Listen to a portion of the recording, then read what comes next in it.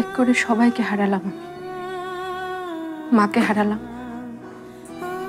সোনাইকে হারালাম, আর আজ আমার সব থেকে ভরসার মানুষ, সব থেকে ভালোবাসার মানুষ ইরফানকেও হারালাম। সবকিছু শেষ হয়ে যাবার দিন।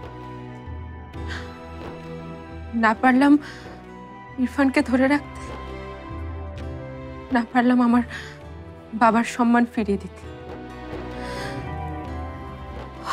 আসলে এটাই আমার প্রাপ্য ছিল।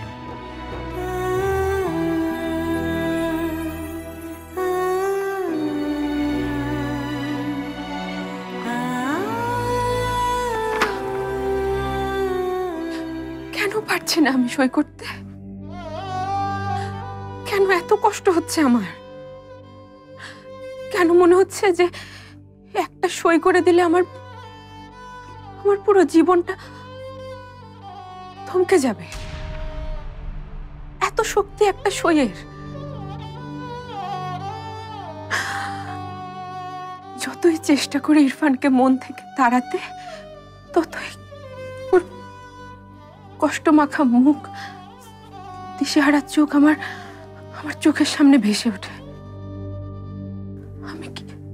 আমি কি কোনোদিনও পারবো এসব আমার মন থেকে মুছে ফেলতে?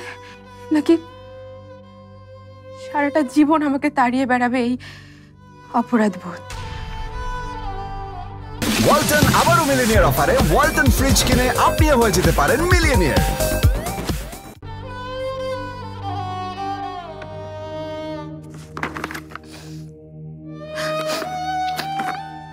ইরফানকে আমি ভালোবাসি জানতাম, এতটা ভালোবাসি আমি কখনো বুঝতে পারিনি।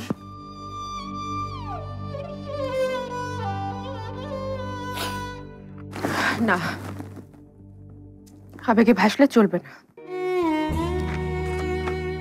আমাকে সই করতে হবে। অন্তত এবার আমি মাকে দেয়া কথা রাখবো। বাকিটা জীবন আমি ইরফানের স্মৃতি নিয়ে কাটিয়ে দিতে পারবো।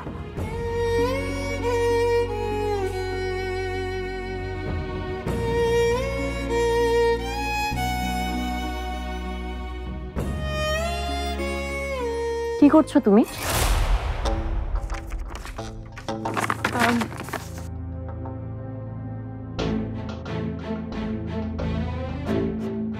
তোমার হাতে ওটা কি?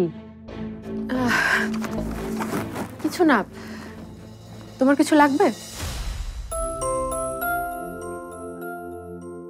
আমাকে কিন্তু আজ তোমার সাজানোর কথা ছিল, তোমার মনে আছে তো?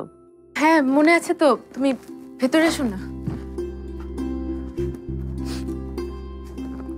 এই পারমিতা, তুমি চলো না আমার রুমে। তোমাদের রুম তো সাজাচ্ছে। ও হ্যাঁ, তাই তো। তোমার যদি কোনো আপত্তি না থাকে তুমি এখানেই সাজতে পারো। হ্যাঁ হ্যাঁ ঠিক আছে, এখানেই সাজবো। শোনো, যা করবে তাড়াতাড়ি করো।